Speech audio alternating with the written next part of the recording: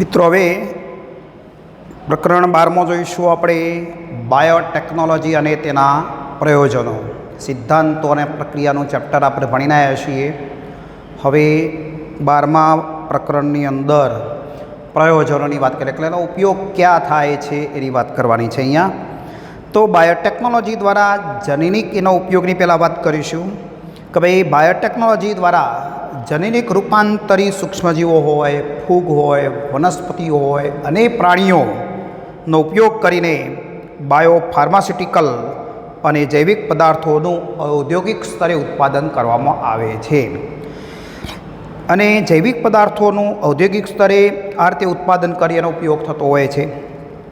બાયોફાર્માસ્યુટિકલની અંદર દવાઓ બનાવવા માટે પણ એનો ઉપયોગ કરવામાં આવતો હોય છે. બરાબર. તો આ બાયોટેકનોલોજીનો ઉપયોગ આપણે જોઈએ તો ચિકિત્સા શાસ્ત્રની અંદર થાય, મેડિકલ ક્ષેત્રે આપણે કહીએ છીએ. પછી એ નિદાનમાં પણ થાય, નિદાનમાં કૃષિ ક્ષેત્રે થાય, ખેતીવાડીની અંદર આપણે કહીએ છીએ. જનીનિક રૂપાંતરિત પાકો છે, જેનેટિક મોડિફાઈડ જે ક્રોપ છે, બધા જનીન રૂપાંતરિત ઉત્પાદન આપણે વધારવામાં આવતું હોય છે એ પાકોમાં. પોષણ મૂલ્ય ધરાવતી ખાદ્ય પેદાશો, પોષણ મૂલ્ય ધરાવતી ખાદ્ય પેદાશોમાં પોષક તત્વો સભર ખોરાક બનાવવા માટે અને બાયો રેમિડિએશનની અંદર. પછી અપશિષ્ટ સુધારણા એટલે વેસ્ટ ટ્રીટમેન્ટ, જે કચરો છે એની અંદર સારવાર આપી એનો ઉપયોગ કરવાની પ્રક્રિયાઓ છે. બરાબર. અપશિષ્ટ સુધારણા, ઉર્જા ઉત્પાદન વગેરેમાં કરવામાં આવે છે. તો 2 ગુણનો આ પ્રશ્ન પૂછાય કે બાયોટેકનોલોજીનો ઉપયોગ. હવે જોઈએ આ બાયોટેકનોલોજીના જટિલ સંશોધન ક્ષેત્રોની અંદર વાત કરીએ કે ભાઈ સુધારેલ સજીવ મુખ્યત્વે સૂક્ષ્મજીવ અથવા શુદ્ધ ઉત્સેચકના સ્વરૂપમાં શ્રેષ્ઠ ઉત્પ્રેરક પૂરા પાડવા. તો આપણે બાયોટેકનોલોજીની અંદર જટિલ સંશોધન ક્ષેત્રો કયા છે? તો સુધારેલ જે સજીવ મુખ્યત્વે સૂક્ષ્મજીવોની અંદર જે બેક્ટેરિયાની અંદર આપણે સુધારણા લાવીએ છીએ ઉત્પાદન વધારવા માટે. પછી શુદ્ધ ઉત્સેચકના સ્વરૂપમાં પણ હોઈ શકે એ શ્રેષ્ઠ ઉત્પ્રેરક તરીકે પૂરા પાડવા. ઇજનેરી વિદ્યાની મદદથી ઉત્સેચકના કાર્ય માટે, ઉત્પ્રેરકના કાર્ય માટે ઇષ્ટતમ પરિસ્થિતિનું નિર્માણ કરવું. તો ઇજનેરી વિદ્યાની મદદથી આપણે ઉત્પ્રેરકના કાર્ય માટે એટલે કે ઉત્સેચકીય પ્રક્રિયા પ્રેરવા માટે ઇષ્ટમાન પરિસ્થિતિનું નિર્માણ કરવું.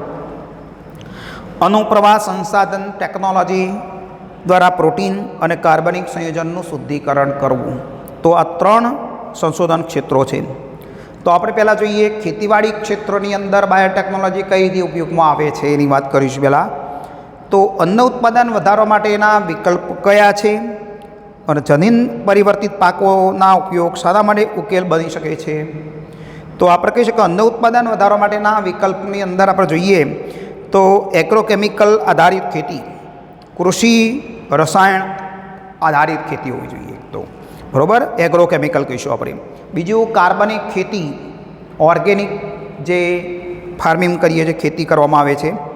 જનીન ઇત્તેરી પાક આધારિત ખેતી, જનીન ઇત્તેરી પાક આધારિત ખેતી કરવાની, જનીનો ટ્રાન્સપેટ કરીને આપણે ખેતીવાડી કરવામાં આવતી હોય. આ 3 વિકલ્પો છે.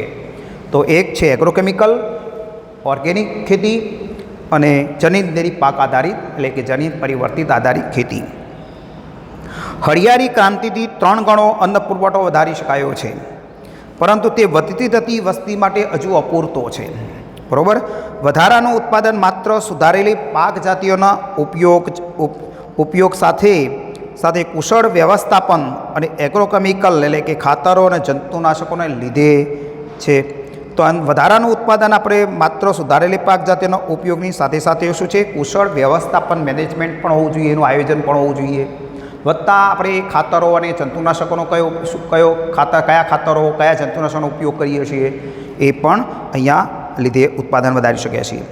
આમ છતાં એગ્રોકેમિકલનો ઉપયોગ ખેડૂતો માટે ખૂબ જ ખર્ચાળ છે.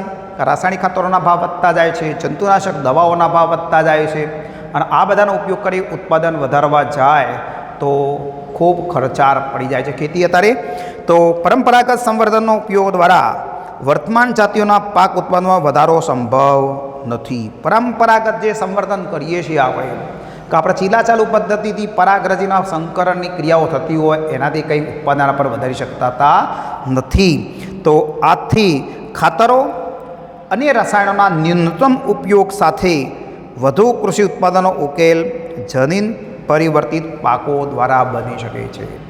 આપણે રાસાયણિક ખાતરો કે જંતુનાશકો ઉત્પાદન વધારી શકવાના નથી. જનીન પરિવર્તિત પાકોનો આપણે ઉપયોગ કરવામાં આવશે તો શક્ય બની શકશે, ઉત્પાદન આપણે વધારી શકીએ. તો આપણે જનીન પરિવર્તિત સજીવની વાત કરીએ, જેનેટિક મોડિફાઈડ ઓર્ગેનિઝમ GMO. તો વનસ્પતિઓમાં જનીનિક રૂપાંતરણ કયા પ્રકારે લાભદાયી બને છે?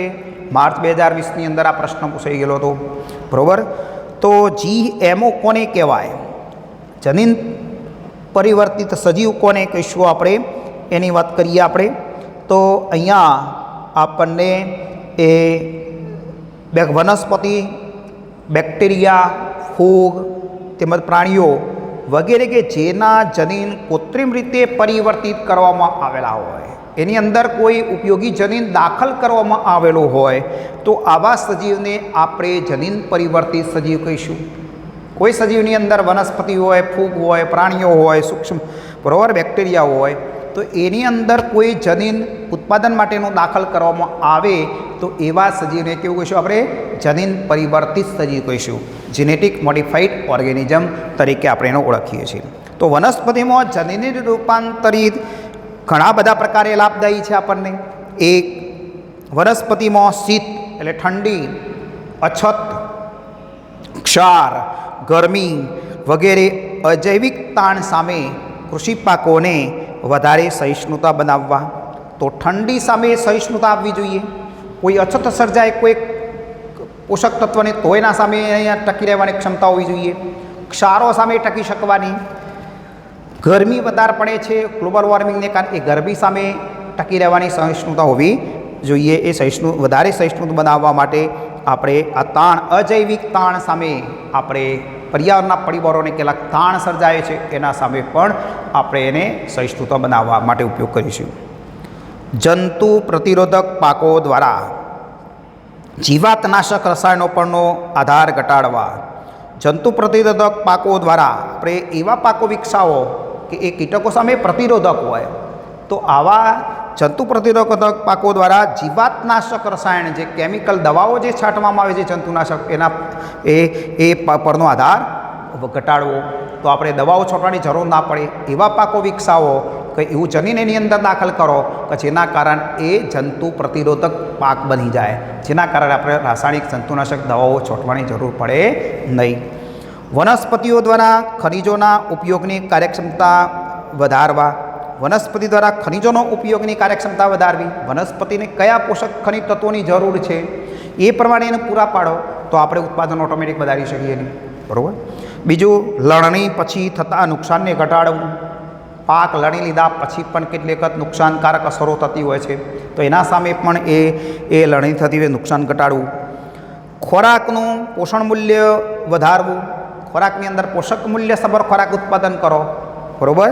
તો દાખલા તરીકે વિટામિન એનું વધુ પ્રમાણ ધરાવતા સોનેરી ચોખા, ગોલ્ડન રાઈસ છે, એની અંદર વિટામિન એનું પ્રમાણ વધુ છે એવો પાક ચોખાની જાત વિકસાવવામાં આવેલી છે. એટલે પોષણ મૂલ્યાર્થી વધારો તો કોઈ ખામીઓ સર્જાય નહીં. આ ઉપરાંત સ્ટાર્ચ છે, બળતણ, ફાર્માસ્યુટિકલ સંયોજનોના સ્વરૂપમાં ઉદ્યોગોને વૈકલ્પિક સ્ત્રોત પૂરા પાડવાના ઉદ્દેશ આધારિત વનસ્પતિઓના નિર્માણમાં જેનેરિક રૂપાંતરણ લાભદાયી છે.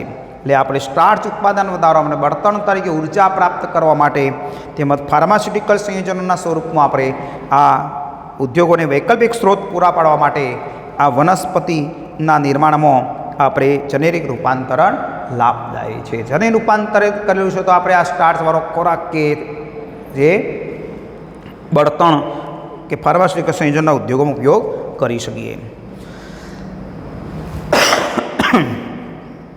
ચલો, જનીન રૂપાંતરિત પાકોના ઉત્પાદનના ફાયદા અને ગેરફાયદા કયા છે એની વાત કરીએ આપણે. કે ભાઈ જનીન રૂપાંતરિત પાકોના ઉત્પાદનમાં ફાયદો કયો થાય, નુકસાન કયું થાય જેની વાત કરીએ. પહેલાં ફાયદાની વાત કરીએ આપણે કે ભાઈ તે વનસ્પતિ રોગકારકો અને આવી જનીન રૂપાંતરિત જે વનસ્પતિ છે એ રોગકારકો અને નિંદણ પ્રતિરોધક હોવાથી તેનું વધુ ઉત્પાદન મેળવી શકાય છે. કારણ વધારાનું ઘાસ ઉગતું નથી, રોગો સામે ટકી શકે છે, એટલે આપણે ઉત્પાદન વધારી શકીએ છીએ.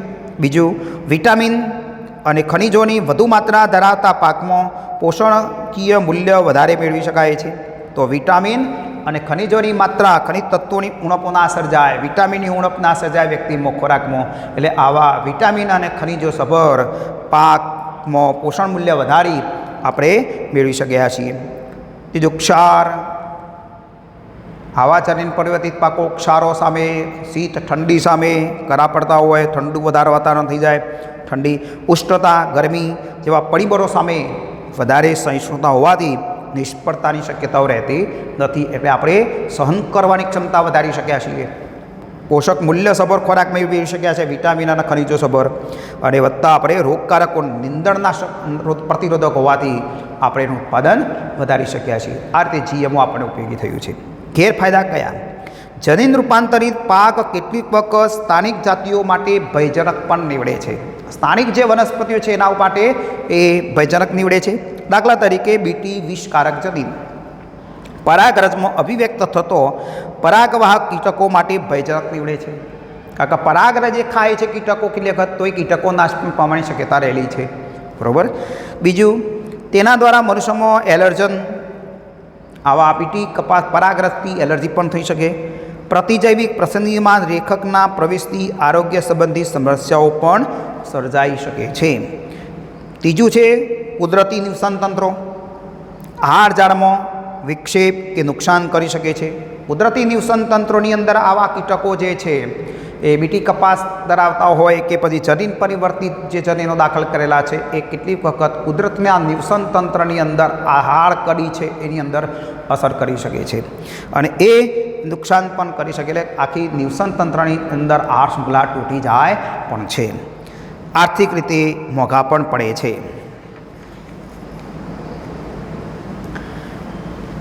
એગ્રોકેમિકલના ફાયદા અને ગેરફાયદાની વાત કરીએ. કૃષિ રસાયણો જે છે, ખાતર અને જંતુનાશકો જે આપણે રાસાયણિક ખાતરનો ઉપયોગ કરીએ, એનો ગેરફાયદો કયો છે? ખાતરો અને જંતુનાશકો વડે અન્ન ઉત્પાદન વધારી શકાય છે. આપણે ખેતીવાડીની અંદર રાસાયણિક ખાતરો દ્વારા ઉત્પાદન વધારી શક્યા છે, પણ એની અસર વનસ્પતિને જરૂરી પોષક દ્રવ્યો યોગ્ય માત્રામાં પૂરા પાડી ખનિજ ત્રુટિઓ નિવારી શકાય છે. તો આપણે વનસ્પતિને જરૂરી પોષક તત્વો યોગ્ય માત્રામાં પૂરા પાડી ખનિજ ત્રુટિઓ નિવારી શકીએ છીએ. એટલે આપણે જે ઉણપ છે એ ખાતર સ્વરૂપમાં આપીએ છીએ, જેથી કરીને આપણને એ ઉણપથી ઉત્પાદન આપણે વધારી શકીએ છીએ અને એની ત્રુટિઓ નિવારી શકાય છે. પાકને હાનિકારક કીટકોનું નિયંત્રણ કરી પાકને નુકસાન થતું અટકાવી શકાય. કારણ કે આપણે દવાનો છંટકાવ કરીએ, ચૂસિયા હોય, મચ્છી પડી હોય તો પાકનો રસ ચૂસી લે છે વનસ્પતિના પર્ણોનો, પાકનો દાણાને ખાઈ જાય છે તો ઉત્પાદન ઘટે છે. તો આપણે આ હાનિકારક કીટકોનું નિયંત્રણ કરી શક્યા છે દવાઓ છોટી, જેના કારણે આપણે ઉત્પાદન વધારી શકીએ છીએ. તો આ ફાયદાની વાત કરે છે. તે ગેરફાયદા કયા થાય? તો કૃષિ રસાયણનો ઉપયોગ ખેડૂતો માટે ખૂબ જ ખર્ચાળ છે. સામાન્ય વ્યક્તિ ખૂબ મોંઘો, ખાતરોના ભાવ ઊંચા જાય છે, જંતુનાશક દવાઓ ખૂબ મોંઘી છે, તો એનો એ ઉપયોગ કરી શકતા નથી, ખર્ચાળ પડે છે. બરાબર. ચલો, કૃષિ રસાયણો ભૂમિની ફળદ્રુપતા ઘટાડે અને પ્રદૂષણને પ્રેરે છે. જમીનની અંદર આવા રાસાયણિક ખાતરો કે દવાઓના ઘટકો પડે છે ત્યારે ભૂમિની ફળદ્રુપતા ધીમે ધીમે સુધી જાય, ઘટતી જાય છે, અને પર્યાવરણ માટે એક પ્રદૂષણનો પ્રશ્ન ઊભો થતો હોય છે. કેટલાક આવા રસાયણો માનવ સ્વાસ્થ્ય સંબંધી જોખમો પણ સરે છે, તો એના કારણે આપણા સ્વાસ્થ્ય પર પણ અસર થઈ શકે છે. બરાબર. તો આ ગેરફાયદાની વાત કરે છે. હવે આપણે બીટી વિષકારક જનીનની વાત કરીએ કે કૃષિ બાયોટેકનોલોજીની અંદર બેસિલસ થોરેન્જેસિસનું શું મહત્ત્વ છે, એનો ઉપયોગ શું? તો આપણે બેસિલસ થોરેન્જેસિસ એટલે એ બેક્ટેરિયા છે, બીટી બેક્ટેરિયા કહીશું આપણે એને. બેસિલસ થોરેન્જેસિસ બેક્ટેરિયામાં આવેલ બીટી વિષકારક જે જનીનની અભિવ્યક્તિથી બીટી વિષ ઉત્પન્ન થાય છે. એની અંદર બીટી એક વિષકારક જનીન છે, અને એ ડીએનએ દ્વારા એ પ્રોટીન બને છે, અને એ પ્રોટીન યુક્ત એના કારણે એ શું કરે છે? એક બીટી વિષ ઉત્પન્ન કરતો હોય છે. આ બેસિલસ થોરેન્જેસિસ કેટલીક જાતો દ્વારા નિર્માણ કરવામાં આવતા પ્રોટીન આ બેસિલસ થોરેન્જીસની જાતો દ્વારા નિર્માણ પામેલું જે પ્રોટીન છે એ પ્રોટીન ચોક્કસ કીટકો પર અસર કરે. દાખલા તરીકે લેપિડોપ્ટેરા, ઉદાહરણ તરીકે તમાકુની કલિકા કીટકો, તમાકુની કલિકા કીટકો સૈનિક કીટકોનો નાશ કરતો હોય છે. લેપિડોપ્ટેરા ક્યાં હોય? તમાકુની કલિકાઓમાં હોય. સૈનિક કીટકો કહીશું. કોલિયોપ્ટેરા ઉદાહરણ તરીકે ભૃંગ કીટક છે, બરાબર. ડિપ્ટેરન ઉદાહરણ તરીકે માખીઓ, મચ્છરોનો નાશ કરે છે.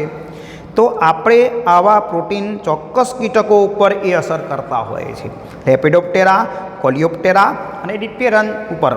તો આ બેક્ટેરિયા વૃદ્ધિની ચોક્કસ અવસ્થામાં વિષકારક કીટનાશક પ્રોટીન સ્ફટિકોનું નિર્માણ કરે છે. બેક્ટેરિયાની વૃદ્ધિ દરમિયાન આ વિષકારી જે કીટનાશક પ્રોટીન છે એ સ્ફટિક સ્વરૂપમાં ઉત્પન્ન થાય છે, બરાબર. અને વિષકારી પ્રોટીન પ્રાકૃતિક રીતે નિષ્ક્રિય પ્રોટોક્સિન સ્વરૂપમાં હોય છે. બીટી વિષકારી પ્રોટીન કુદરતી રીતે કેવું હોય? એ નિષ્ક્રિય પ્રોટોક્સિન સ્વરૂપમાં હોય છે.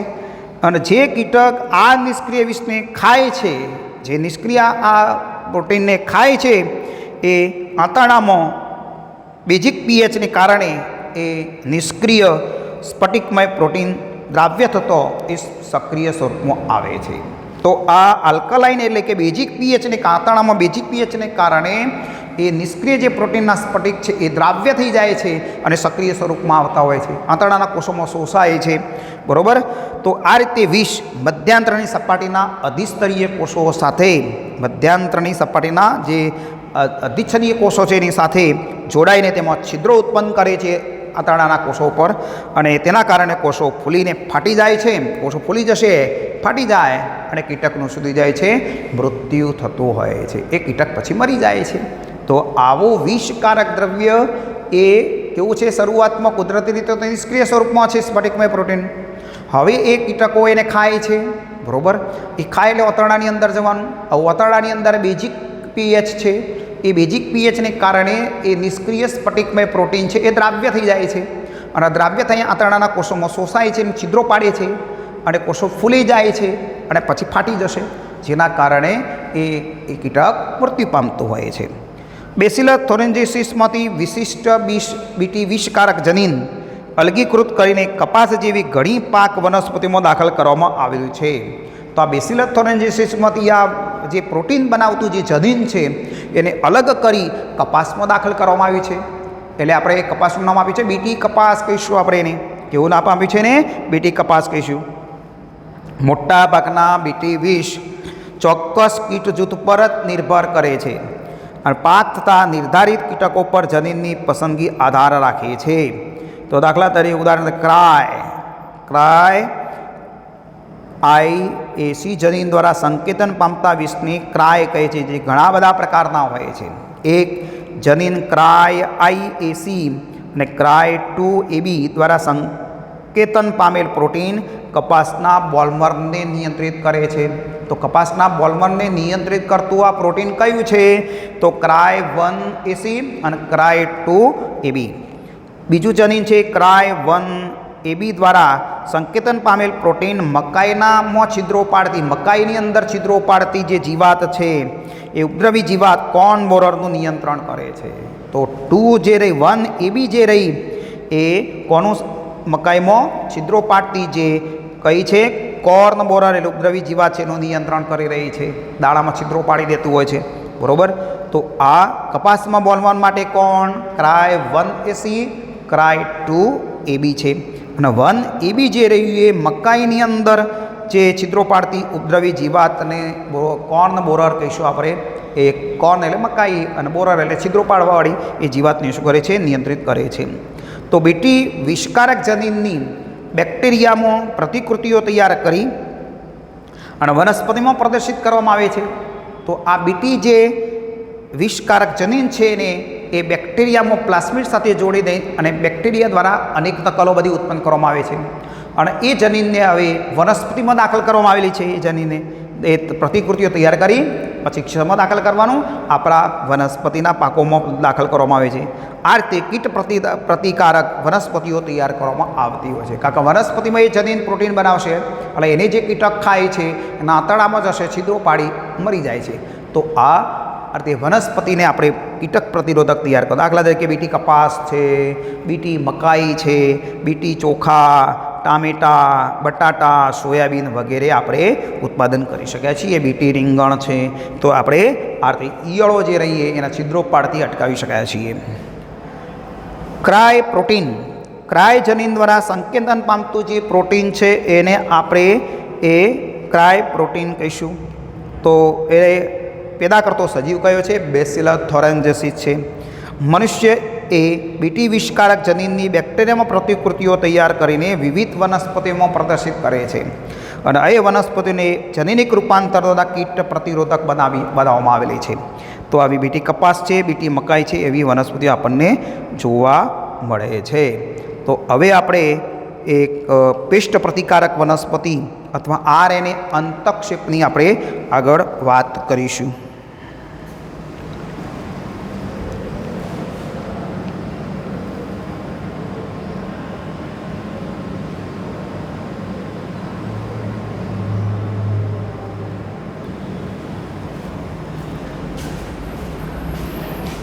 આરએનએ અંતક્ષેપણની આપણે વાત કરીએ.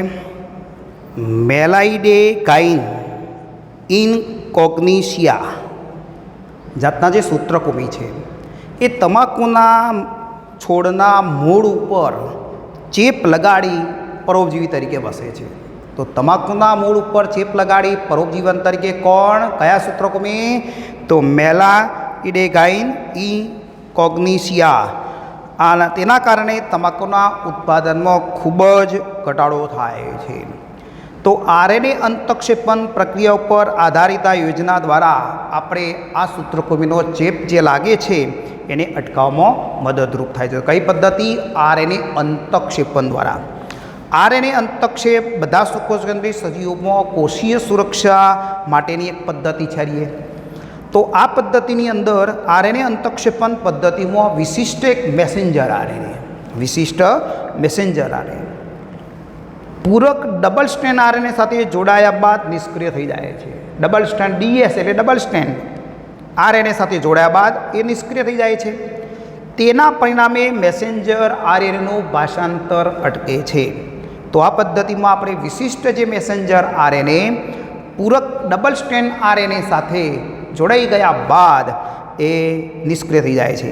પરિણામે મેસેન્જર આરએનએનું ભાષાંતર અટકે છે. તો આરએનએ જનીન સંકુલ ધરાવતા અને ચલાયમાન જનીનિક તત્વો પરિવર્તકો કયા છે? ટ્રાન્સપોન્શન્સ ધરાવતા વાયરસ દ્વારા લાગેલ ચેપ પૂરક ડબલ સ્ટ્રેન્ડ આરએનએનો સ્ત્રોત છે. તો કયા વાયરસ દ્વારા લાગેલો જે ચેપ છે એની અંદર ડબલ સ્ટ્રેન્ડ આરએનએ હોય છે. તે એક આરએનએ મધ્યસ્થી દ્વારા સ્વયંજનન પામતો હોય છે. એક મધ્યસ્થી આરએનએ દ્વારા સ્વયંજનન પામી ડબલ સ્ટ્રેન્ડ બનતું હોય છે. તો સૂત્રકુમીના વિશિષ્ટ જનીનને એગ્રોબેક્ટેરિયમ વાહકની મદદથી યજમાન વનસ્પતિમાં પ્રવેશ કરાવવામાં આવે છે. તો આ સૂત્રકુમી કયા? તો મેલાઇડેગાઇન ઇગ્નોસિયા જે તમાકુના મૂળ ઉપર રહી અને રોગ ઉત્પન્ન કરે છે અને ઉત્પાદન ઘટાડે છે એના જનીનોને એગ્રોબેક્ટેરિયમ વાહકની મદદથી યજમાન વનસ્પતિમાં પ્રવેશ કરવામાં આવે છે. જનીન એટલે કે ડીએનએના પ્રવેશથી યજમાન વનસ્પતિના કોષોમાં અર્થપૂર્ણ અને પ્રતિ અર્થપૂર્ણ આરએનએનું નિર્માણ થાય છે. બરાબર? તો આ બંને આરએનએની શૃંખલાઓ એટલે કે અર્થપૂર્ણ આરએનએની અને પ્રતિ અર્થપૂર્ણ આરએનએની જે શૃંખલા છે એકબીજાને પૂરક હોવાથી બેવડા કુંતલમય ડીએસ આરએનએનું નિર્માણ થતું હોય છે. એક પ્રતિ જે અર્થપૂર્ણ બે શૃંખલાઓ છે એકબીજા સાથે અમળાય છે અને ડબલ સ્ટ્રેન્ડ આરએનએનું નિર્માણ થાય છે. ડબલ સ્ટ્રેન્ડ આરએનએનું નિર્માણ થતું હોય છે. આ રીતે તૈયાર થતા ડબલ સ્ટ્રેન્ડ આરએનએથી આરએનએ અંતક્ષેપણ શરૂ થાય છે. જેના કારણે યજમાન વનસ્પતિમાં પરોપજીવી સૂત્રકુમીના વિશિષ્ટ મેસેન્જર આરએનએ કેવાથી જશે? નિષ્ક્રિય થઈ જશે. વિશિષ્ટ મેસેન્જર આરએનએ ડબલ સ્ટ્રેન્ડ સાથે જોડાઈ જાય એટલે મેસેન્જર નિષ્ક્રિય થઈ જાય અને મેસેન્જર નિષ્ક્રિય થાય એટલે પછી ભાષાંતરની ક્રિયા થતી નથી અને ભાષાંતર ના થાય તો પ્રોટીન ના બને અને પ્રોટીન ના બને તો રોગ થતો નથી. બરાબર? તો અહીંયા પરોપજીવી જીવંત રહી શકતા નથી કારણ કે પછી વૃદ્ધિ જ નહીં પામે, પ્રોટીન નહીં બને એટલે. તો તો આ રીતે જનીનિક રૂપાંતરિત પેસ્ટ પ્રતિકારક વનસ્પતિ પરોપજીવીઓથી રક્ષણ પ્રાપ્ત કરે છે. એટલે આપણે આ તમાકુની અંદર આવું જનીન દાખલ કરવામાં આવે જેના કારણે એ ડબલ સ્ટ્રેન્ડ આરએનએનું નિર્માણ થશે અને એ ડબલ સ્ટ્રેન્ડ આરએનએ સાથે એનું મેસેન્જરને જોડાઈ જશે એટલે કે મેસેન્જર નિષ્ક્રિય થઈ જાય છે અને મેસેન્જર નિષ્ક્રિય થાય એટલે ભાષાંતર થઈ પ્રોટીન બનતું નથી અને પ્રોટીન ના બને તો એ સૂત્રકુમીની વૃદ્ધિ થતી ને મૃત્યુ પામતા એટલે રોગકારક મૃત્યુ પામી જતા હોય છે. તો આ રીતે આપણે આ આકૃતિની અંદર આપણને બતાવેલું છે, ચોખ્ખી દેખાય છે થોડી, બરાબર. તો અહીંયા આપણે આ રીતે નવી ક્રિયાવિધિ દ્વારા સુરક્ષા પ્રાપ્ત કરી શકીએ છીએ આરએનએ અંતઃક્ષેપણ દ્વારા. આવું ઔષધમાં જૈવિક તકનીકની વાત કરીશું આપણે આગળ, ઇન્સ્યુલિન બનાવવાની પદ્ધતિની વાત કરીશું.